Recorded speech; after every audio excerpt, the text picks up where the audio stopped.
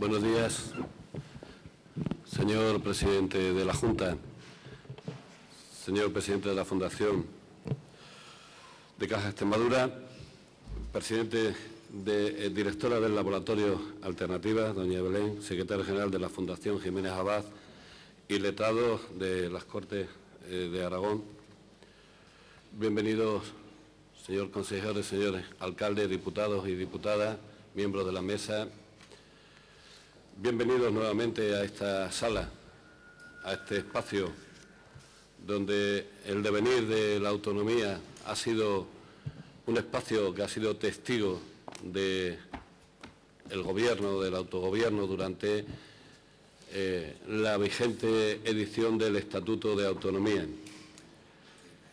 Quiero expresar en nombre de los grupos parlamentarios el agradecimiento a la Fundación que ha hecho el trabajo y ha coordinado los trabajos de esta edición que ha recogido la reforma del Estatuto de Autonomía, y agradecer muy sinceramente a los dos grupos parlamentarios, a sus portavoces, a los portavoces que se han implicado en lo que fue el proceso de reforma del Estatuto de Autonomía de una forma, yo diría, ejemplar.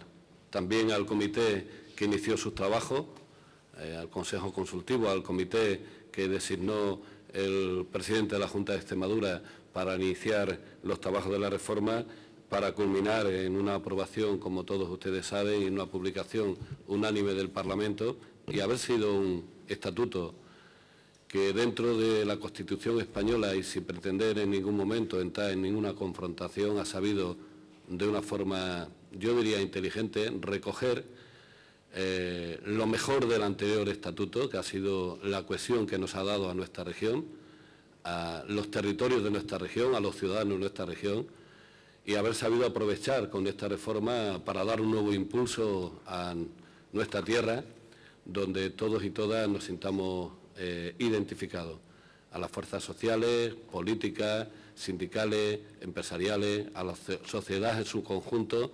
Le debemos y hacemos pública nuestro agradecimiento en este momento y en esta presentación de la edición del Estatuto de Autonomía reformado. Cumplió su misión el anterior y este sin duda también lo va a hacer, porque siempre que salga del consenso y la participación de todos y de todas no estará en mal camino situado. Por lo tanto, yo no quiero entretenerlos más, darles las gracias nuevamente por encontrarse con nosotros esta mañana, y voy a pasar la palabra al secretario general de la Fundación Jiménez Abad y letrado de las Cortes de Aragón, don José Tudela Aranda. Señor presidente de la Junta de Extremadura, señor presidente de la Asamblea de Extremadura, señor presidente de la Fundación Caja Extremadura, autoridades. Es para mí una especial satisfacción estar aquí representando a los distintos autores que colaboramos en la publicación del libro El nuevo Estatuto de Extremadura, fruto de una ambiciosa idea de la Fundación Alternativas y de Caja Extremadura. Una idea que sirvió a la reflexión, que sirvió al debate y que, encabezada por el profesor Solozábal, que desea transmitir a todos los presentes su pesar por no poder estar aquí por causas de fuerza mayor, nos llevó a un debate rico en el análisis de lo que a la postre sería el nuevo Estatuto de Autonomía de Extremadura. Sobre él quisiera realizar alguna reflexión. Ha sido en España habitual debatir en nuestro Estado autonómico en la dicotomía entre simetría y asimetría. Nos hemos cansado de decir que el Estado autonómico era el resultado de un proceso de emulación a la manera orteguiana, frente a la idea hazañista de singularizar a algunas comunidades autónomas. Esa emulación habría llevado a un proceso de homogeneización que había culminado en las reformas de los años 96 a 99 de los mal denominados Estatutos de Comunidades de Vía Lenta. Este proceso va a verse alterado con el inicio de un nuevo proceso de reformas estatutarias, con el inicio del proceso por el Estatuto de Autonomía de Cataluña, al que, como todos ustedes saben, van a seguir Andalucía, Comunidad Valenciana, Castilla y León, Islas Baleares y Aragón en una primera fase. Como consecuencia de esa réplica por esas comunidades autónomas a la iniciativa de Cataluña, se dijo, de nuevo, la emulación, de nuevo, se quiere imitar a Cataluña como se hizo en un primer momento. Sinceramente no era así. El mismo Estatuto de Andaluz, el más parecido al Estatuto catalán, ideológicamente era radicalmente distinto del Estatuto de Cataluña. Era una diferencia ya significativa e importante. Por supuesto, Comunidad Valenciana, Islas Baleares, Castilla y León y Aragón habían iniciado otra senda. Se había roto de alguna manera la emulación, también con ello la homogeneidad. Pero lo cierto es que no había plena conciencia de que iniciábamos una etapa distinta en donde la emulación ya no iba a ser nuestro camino, el camino del Estado autonómico. Después de la aprobación de esos 6 estatutos de autonomía, en esta legislatura ha habido otra fase, una fase distinta que tocará analizar con una visión de conjunto. En la misma se han aprobado 2 nuevos textos, el de Extremadura y la reforma del mejoramiento foral de Navarra, y ha fracasado otro que hubiese sido de especial interés, el de Castilla-La Mancha. ¿Qué nota común tienen estos 3 textos? Pues una muy importante. Los 3 discrepan ya abiertamente de la idea de emular, de la idea de imitar, de la idea de seguir el camino seguido por la Comunidad Autónoma de Cataluña. Expresa la renuncia a ello. Y hay que hacer notar que tanto la renuncia de las primeras comunidades autónomas a seguir ese camino como de estas que acabo de enunciar tiene un especial valor. Se produce voluntariamente, no hay ninguna imposición jurídica, constitucional ni política. Son las propias comunidades autónomas las que han decidido seguir su propio camino, un camino que no es aquel que estaba marcado, en este caso, por la Comunidad Autónoma de Cataluña. En el caso que nos concita, en esta legislatura, sin duda, el territorio está marcado por la reforma del Estatuto de Autonomía de Extremadura. La reforma del mejoramiento foral de Navarra es, y es importante subrayarlo, un mero ayornamiento. No introduce más que alguna pequeña novedad que ya estaba en el ordenamiento jurídico navarro, a excepción del decreto ley y la disolución. Por lo demás, es simplemente recoger en el Estatuto lo que estaba fuera. Así, el Estatuto de Autonomía de Extremadura debe concitar la mirada de los estudiosos del Estado autonómico. Es a él al que nos debemos referir a continuación. Se trata de una reforma, sin duda, muy importante en el contexto del estudio del Estado autonómico. Lo es no solo en sí mismo por un contenido que ustedes conocen mucho mejor que yo, sino porque en el examen de ese Estado autonómico refleja 2 cosas. Por una parte, demuestra una vez más que España es mucho más compleja y mucho más sencilla, las 2 cosas de lo que a veces se nos quiere hacer ver y desde lo que desde el nacionalismo vasco y catalán a veces se quiere mostrar. En segundo lugar, porque de una forma ya sí consciente y expresa se rompe esa idea de emulación, se afirma, hay otros caminos de hacer autonomía, hay otros caminos de hacer España. Frente a esa idea que domina en exceso el análisis en Cataluña y el País Vasco, esa idea de que España se divide entre comunidades nacionalistas y comunidades no nacionalistas, creo que hay que reivindicar la idea de una diversidad que es también complejidad y que es también diferencia. Esa idea la representan caminos que ya han sido distintos a la autonomía, como el de Canarias, como el de Aragón, como el de Navarra y ahora el de Extremadura. Desde esta posición es el momento. Creo que en esta ocasión la primera idea a destacar es que el texto aprobado por la Comunidad Autónoma de Extremadura posiciona a esta comunidad como un referente singular en el Estado autonómico. Marca una vía, marca una idea. ¿Por qué? Porque rompe tácita y expresamente esa idea de emulación. Decía antes que eso lo podíamos ver en otros estatutos aprobados previamente. Yo creo que ya hay diferencias singulares, pero es en el Estatuto de Autonomía de Extremadura cuando por primera vez se dice, nosotros hay una ruta previa, hay una ruta distinta a las seguidas hasta el momento. Eso se puede ver en muchos rasgos, yo voy a subrayar alguno que me parece de especial interés en este estatuto. En primer lugar, el rechazo a la historicidad. Es un dato muy significativo, ya estaba presente en el Estatuto de Autonomía, en el proyecto de Estatuto de Autonomía de Castilla-La Mancha. Una de las notas que caracterizaba a los primeros estatutos es la reivindicación de una fuerte legitimidad histórica. La autonomía no solo se legitimaba en la Constitución, también se legitimaba en la historia, en los derechos históricos, etcétera. Un camino, a mi juicio, equivocado y erróneo. El Estatuto de Autonomía de Extremadura rechaza ese camino y afirma que la legitimidad es la legitimidad democrática, la autonomía es el fruto del deseo de los extremeños de hoy, algo que creo debía extenderse y debe extenderse a todas las comunidades autónomas. En segundo lugar, el Estatuto de Autonomía de Extremadura ha optado por no incorporar una tabla de derechos y deberes. Es también una opción consciente, una opción de suma importancia, no solo por lo que supone no incorporación, se podría haber incorporado. No, no es solo eso, es también por la reivindicación de los derechos y deberes de la Constitución como ideología común, como valor común de todos los españoles. En tercer lugar, el Estatuto de Autonomía de Extremadura ha renunciado, a la postre se ha visto, después de la sentencia del Tribunal Constitucional de manera afortunada, al denominado blindaje competencial. No ha optado por una vía que a postre el Tribunal Constitucional nos ha dicho no era la adecuada para entender el encaje de los estatutos en la Constitución. Y finalmente, también en un signo expresivo, se apuesta por una idea de reforma, no por la idea de derogación, aprobación de un nuevo Estatuto de Autonomía. Todos estos son símbolos importantes de ese camino que creo que ha querido marcar el Estatuto de Autonomía, que en positivo también lo ha querido hacer desde la búsqueda de la colaboración y cooperación entre las comunidades autónomas, desde el reforzamiento de las relaciones intergubernamentales en el Estado, incorporando con fuerza esta idea al Estatuto. Concluyo. Extremadura, con el nuevo Estatuto de Autonomía, se posiciona como una referencia singular en el mapa autonómico. Creo que el Estado autonómico español no se construye solo desde las comunidades nacionalistas. La historia ha demostrado que otras comunidades han aportado su visión de ese Estado y de España en su conjunto.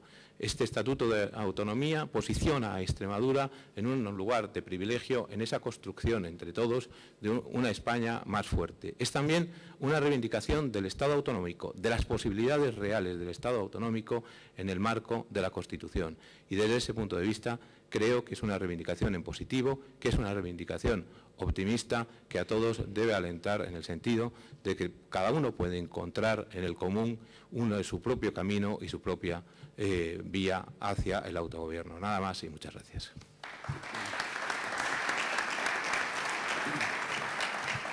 A continuación tiene la palabra don Jesús Medina Ocaña, presidente de la Fundación Caja Extremadura.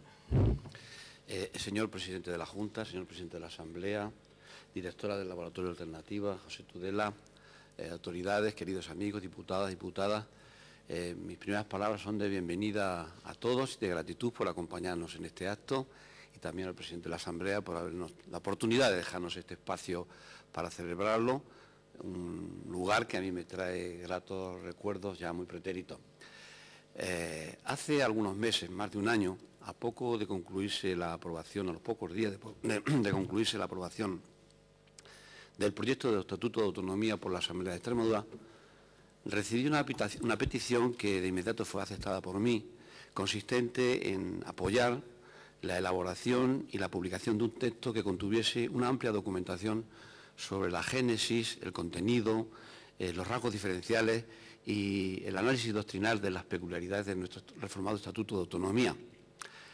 Aunque la Fundación Caja de Extremadura tiene un objetivo claro, que es la investigación económica y social, no podíamos desaprovechar la oportunidad que nos brindaba esta petición, porque si bien es cierto que el anterior Estatuto de Autonomía del 83 había tenido un amplio recorrido de estudios, de investigaciones en los campos de la economía, del derecho, de la historia, de la sociología, no podíamos, como digo, desaprovechar la oportunidad que nos daba la inmediatez de su aprobación para que de este estatuto se hiciese una imagen, un contenido político y un contenido jurídico constitucional, precisamente por las personas que lo habían generado y para que también nos contasen las peculiaridades del mismo. Y es cierto que este estatuto, a mi modo de ver, José Tudela lo ha explicado con mucho más, evidentemente, como es obvio, con mucho más detalle, este estatuto cuenta con unas peculiaridades que es notorio destacar y que quizás el gran público no conozca. Una de ellas es que este estatuto ha sido fruto de una reforma del estatuto anterior, no es un estatuto en novo, como ha ocurrido con el estatuto catalán o andaluz u otros por el estilo. Es un estatuto que marca las prescripciones, vienen marcadas en el anterior reformado, en el procedimiento de su reforma, Y es un estatuto que recoge doctrinalmente una sentencia del Tribunal Constitucional respecto al Estatuto Valenciano, donde no hay una declaración de derechos, sino más bien en el artículo 7º una declaración de principios y de objetivos. Quizás el compromiso más importante de este estatuto es su compromiso con el Estado autonómico en su totalidad, también escrupuloso y preocupado por la articulación y la conexión entre todo el Estado autonómico en su conjunto y buscar una homogeneización competencial, no tanto mirando internamente al ombligo de Extremadura, sino al conjunto del Estado autonómico. También es un estatuto que goza de una singularidad excepcional, que es la aprobación por unanimidad, dado que está soportado por los partidos políticos que apoyan los dos grupos parlamentarios que configuran este Parlamento autonómico y, consecuentemente, fue aprobado por unanimidad y sin ninguna discusión. Por lo tanto, esas son peculiaridades que son dignas de destacar. Y precisamente por ello, cuando a mí me plantearon la oportunidad de publicar este libro, y por otras muchas más, es por las que decidimos hacerlo sobre esta gestación, este contenido, este análisis doctrinal y rasgos diferenciales del Estatuto. Y mi intención, y así se lo expresé al presidente de la Junta y al presidente de la Asamblea, es precisamente hacerlo aquí en la sede del Parlamento extremeño, lugar donde se había generado el Estatuto, y también en presencia de los artífices del Estatuto. El presidente de la Junta de Extremadura, no hay que olvidar su condición de secretario general del Partido Socialista Obrero Español, los representantes del Grupo Popular, su presidente y demás miembros del grupo parlamentario, todos ellos han participado activamente en la elaboración y el texto definitivo del Estatuto. Ellos determinaron entre las diversas opciones posibles, unas de ellas, y ese es el resultado de este. Y por otra parte también está presente el laboratorio de alternativas. Es cierto que la fundación de la Caja Extremadura tuvo la impronta de impulsar el desarrollo del Estatuto de Autonomía, si bien entendíamos que la coordinación de estos trabajos deberían de ser llevadas a efecto por el laboratorio de alternativas, de la Fundación Alternativas, porque tenían más que sobrada experiencia por su rigor, por sus estudios doctrinales en el campo de la economía, del derecho, de la sociología, y entendíamos que debía ser ello. Este equipo de trabajo, que ha sido coordinado por Juan José Olazábal, catedrático de Derecho Constitucional de la Universidad Autónoma de Madrid, y con prestigiosos representantes del mundo del derecho, constitucionalistas y administrativistas, en este caso como José Tudela, uno de las mayores aportaciones que se han hecho a esta reforma del Estatuto, pues nos llena de satisfacción y de gratitud el poder haberlo hecho. Lo digo eso como en mi condición de presidente de la Fundación.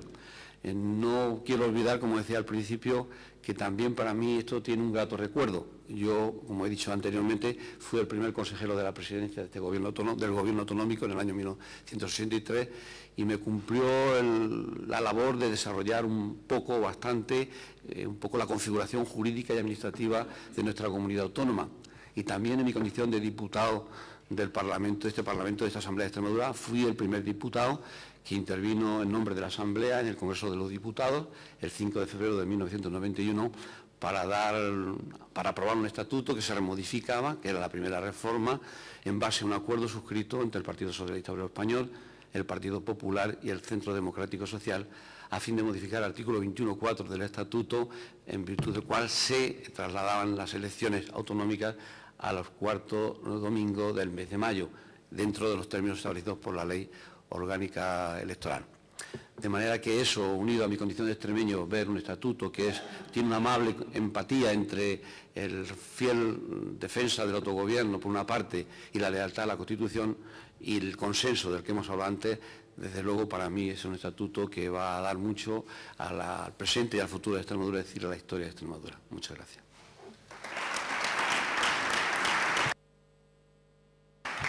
Muchas gracias.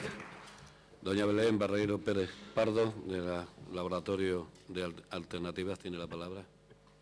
Muchas gracias. Buenos días, presidente de la Junta de Extremadura, presidente de la Asamblea, presidente de la Fundación Caja de Extremadura, José Tudela, autoridades, señoras y señores. Este libro tiene su origen en una iniciativa que fue novedosa para el laboratorio de la Fundación, como es la de contribuir al conocimiento serio, profundo y riguroso del nuevo Estatuto de Autonomía de Extremadura. El libro es fruto de un seminario que se organizó en la Fundación Alternativas en junio de 2010. Por aquel entonces el director del laboratorio era Juan Manuel Eguigaray, a quien yo tuve el honor de sustituir en noviembre del año pasado. Yo sé que Juan Magui Garay ha otorgado una importancia especial a este proyecto, del que siempre me habló con muchísimo cariño y que siempre fue una de sus prioridades que saliese a la luz y que saliese lo mejor posible.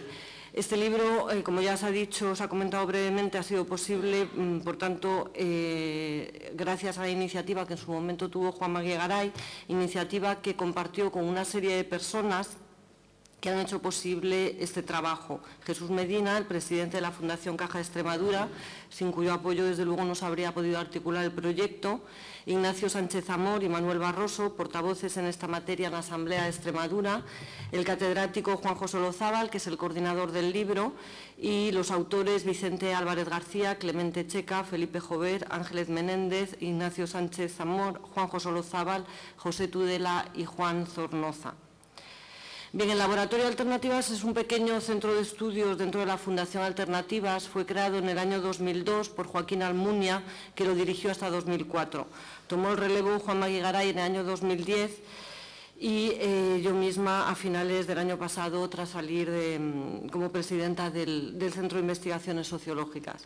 Su propósito es contribuir a la reflexión y al análisis de la realidad socioeconómica y política y hacer propuestas que permitan hacer mejoras en las políticas públicas de distintos ámbitos. Siendo un centro muy pequeño, es un centro que sin embargo ha contribuido de una forma importante a los avances en distintos ámbitos. En términos de producción, a lo largo de todos estos años, el laboratorio ha producido 170 documentos de trabajo sobre ámbitos muy distintos como la economía, la sociología, la ciencia política, el derecho.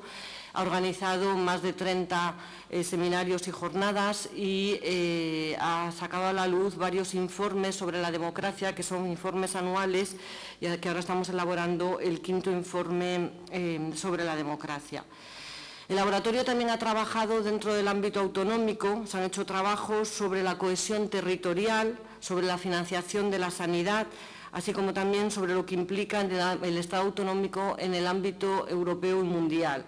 Sin embargo, quedan retos pendientes, entre ellos queda pendiente saber más sobre los resultados de las políticas públicas en distintas autonomías, es decir, qué comunidades autónomas producen mejores escuelas y hospitales y por qué lo hacen.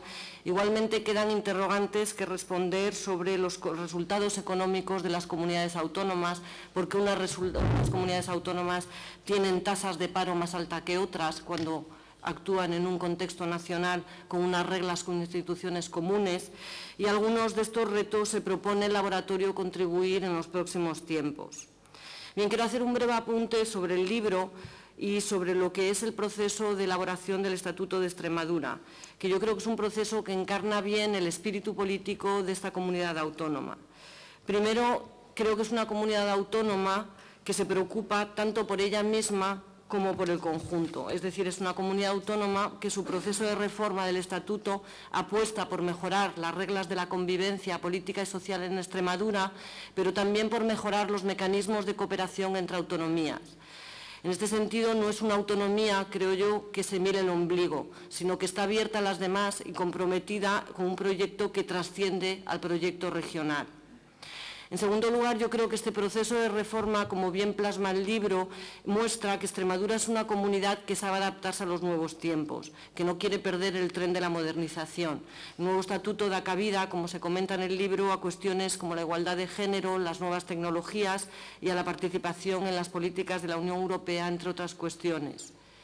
Y en tercer lugar, creo que el libro refleja bien un tercer aspecto de esta comunidad en términos políticos, que es una comunidad que ha demostrado en este proceso capacidad para el consenso, que es algo básico, creo yo, cuando se elabora una norma tan importante como el Estatuto, porque significa que servirá para gobiernos y parlamentos futuros, es decir, que nace como un proyecto, como una norma estable, al margen de las mayorías políticas y de los colores políticos de los parlamentos y gobiernos.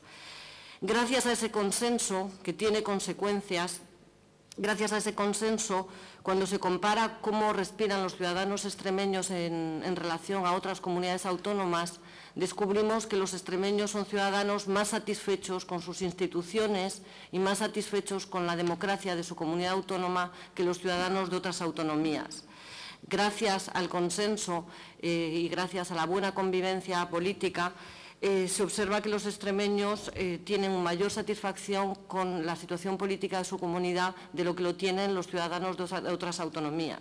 Y gracias a ese consenso, si bien el Gobierno extremeño es verdad que tiene una mejor valoración, según las encuestas del Centro de Investigaciones Sociológicas, tiene una mejor valoración que la oposición, lo cierto es que tanto el Gobierno extremeño como la oposición tienen una mejor valoración de lo que lo tienen los gobiernos y las oposiciones de otras comunidades autónomas. Es decir, la opinión ciudadana con respecto a la clase política extremeña es mejor de lo que lo es en otras autonomías.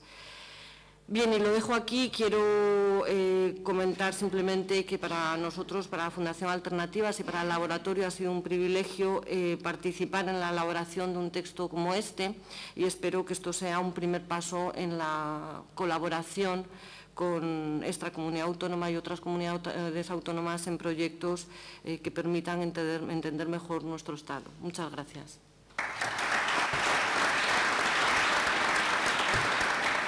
Muchas gracias. Tomo la palabra el presidente de la Junta de Extremadura, don Guillermo Fernández Vara. Muchas gracias, presidente. Bienvenido a todos y buenos días.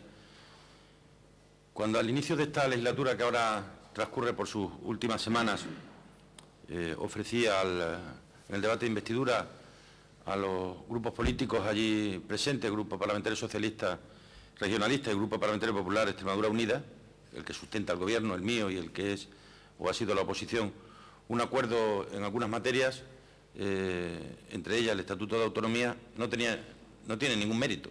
No le otorgo el mérito alguno a que eso así se hiciera, por dos razones. Primera, porque para modificar el Estatuto es imprescindible el que haya acuerdos y, por tanto, era o acuerdo o no estatuto.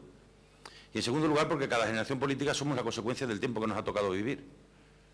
Y yo soy la consecuencia del año 2011, del año 2010, del año 2009 o del año 2008 y de la sociedad en la que vivo y a la que represento, ¿no?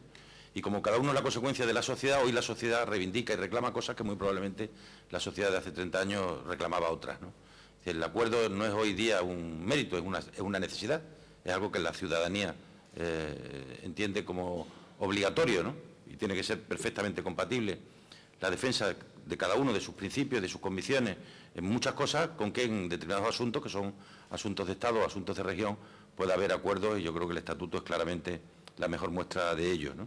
Contaba yo esta mañana en Badajoz que hace unos años en la escuela uno de mis hijos, con motivo del Día de la Constitución, pues hicieron un ejercicio y era que cada uno definiera de una manera la Constitución, y por allí vi a alguno que la había definido como el Estatuto de una comunidad de vecinos de 40 millones de ciudadanos, ¿no? Pues el Estatuto de la Comunidad de Vecinos de Extremadura, con 1.100.000 ciudadanos, nuestro Estatuto de Autonomía. ¿Para qué nos lo damos? Para marcar las normas de convivencia, para que nos ayude a convivir, en el bien entendido de que solo una parte de las normas son propias, porque hay otra parte de las normas que forman parte del bloque, de todo el bloque, y eso lo hace la Constitución española. Y no entendíamos que era necesario ajustar nuestro estatuto, reformarlo. Tuvimos muy claro desde el principio que no podíamos plantear un estatuto nuevo, un estatuto ex novo, porque eso sería no reconocer nuestra historia desde el año 83 hacia adelante. Es decir, había habido un cambio en Extremadura, era otra Extremadura y por tanto era necesario reformar el estatuto, pero tenemos que ser muy fiel a que había habido de inicio una voluntad clara de avance y de progreso en nuestra región que representó el estatuto del 83.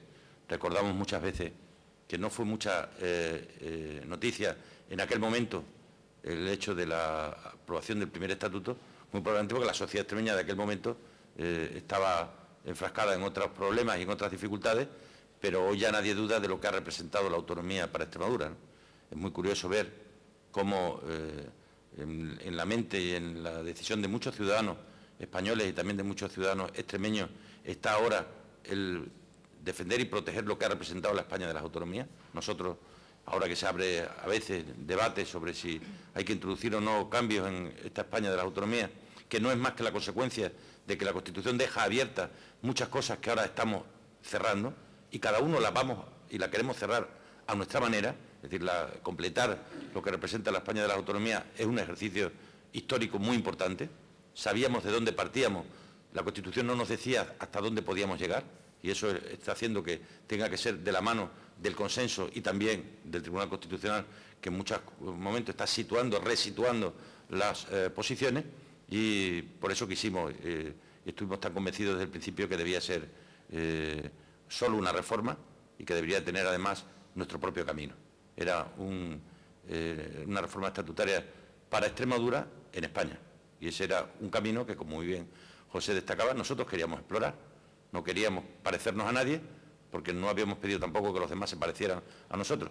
Queríamos abrir una nueva vía en la manera de entender la España de las autonomías, que es en definitiva la norma de la que nos dotamos, y una propuesta que además hacemos también de una manera de relacionarnos con España y una manera de relacionarnos entre nosotros, ¿no?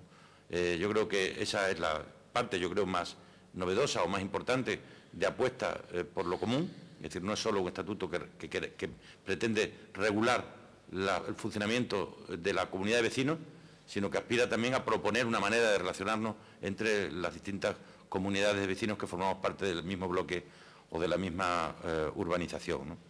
Creo que apuesta por un modelo cooperativo. Decía yo el otro día, con ocasión de la sentencia del Tribunal Constitucional en materia de agua, que si somos capaces de entenderlo no como un castigo para nadie, no como en términos de ganadores o perdedores, de vencedores o de vencidos, que en absoluto no tengo ninguna sensación de haber ganado nada, simplemente de haber contribuido al crecimiento y al desarrollo de lo que para mí es una idea básica en esta querida España nuestra, que es la cooperación. Si somos capaces de aprovecharlo bien, puede ser para muy bien, no solo para bien. Hay que explorar nuevas fórmulas. Creo que queda en España pendiente la posibilidad de poder gestionar conjuntamente determinadas competencias. No todo es solo tuyo o solo mío, sino que puede ser de los dos. Un modelo de cooperación en la gestión de las cuencas hidrográficas en relación con la presencia del Gobierno de España junto a los gobiernos de las comunidades autónomas, por donde transcurre la cuenca, sería una buena manera de entender, y queríamos abrir esa posibilidad en nuestro estatuto. Nuestro estatuto es un estatuto que lo que ha cerrado algunas cosas y ha insinuado otras, que permite y abre cauces y caminos nuevos por los que poder transcurrir en nuestro país. Ha habido una clave a lo largo de todo este tiempo.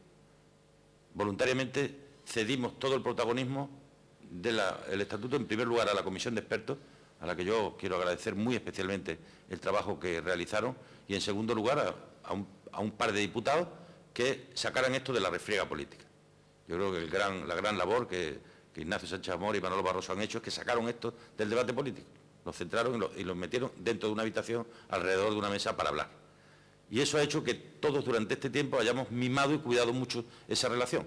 De hecho, este libro que cuenta al final también una historia, porque además de producir doctrina y de hacer un estudio y reflexión sobre el estatuto, cuenta una historia. En este libro se cuentan las historias y se ve cómo cada vez que surgía algún escollo, voluntariamente pasábamos de puntilla a los máximos responsables políticos para que no abriéramos heridas, en caso de que hubiera alguna herida que rápidamente cicatrizara, ¿no? Y eso se ve en muchas de las reacciones, como siempre, amagábamos pero nunca acabábamos dando para evitar el que surgiera el conflicto que dificultara el que este proceso se pudiera llevar a cabo, ¿no?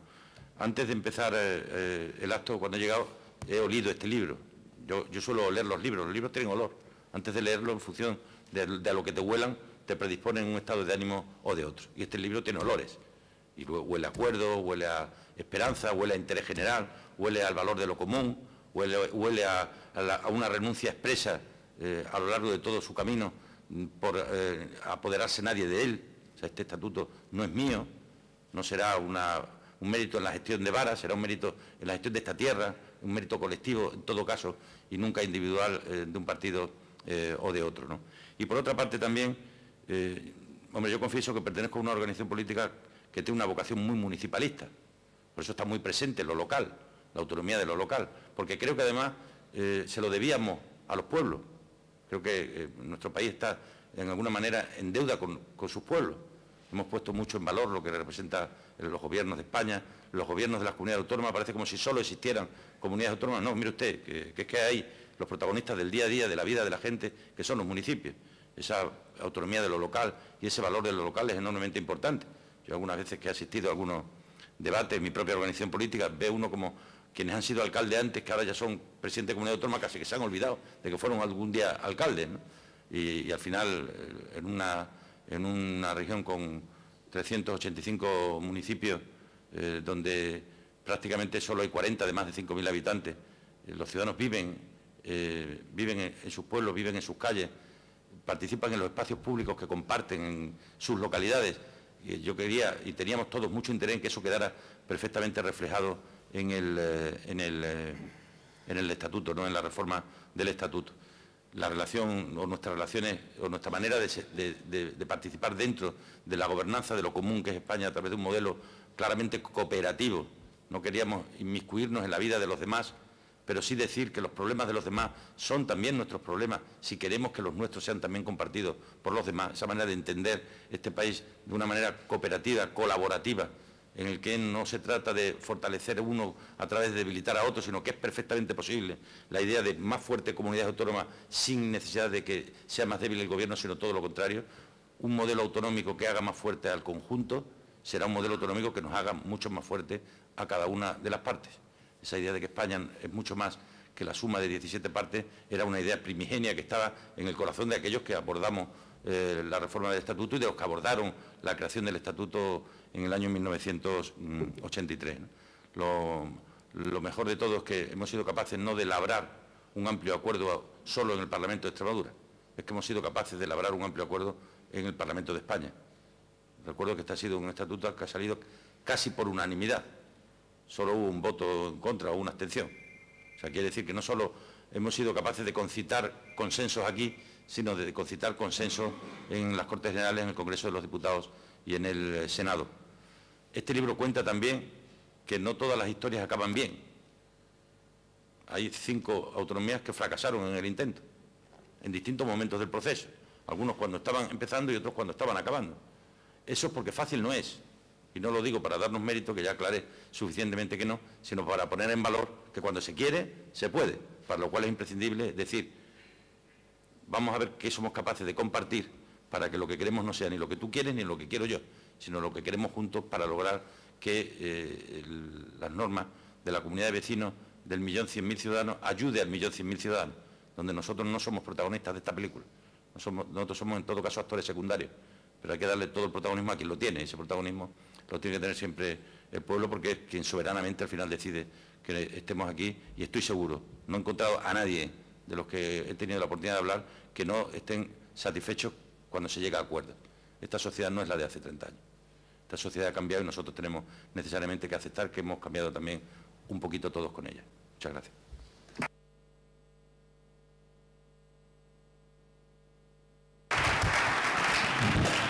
Muchas gracias. La Asamblea de Extremadura ha editado el estatuto, que al salir lo pueden recoger para que lo tengan como recuerdo del día de hoy. Nada más y muchísimas gracias.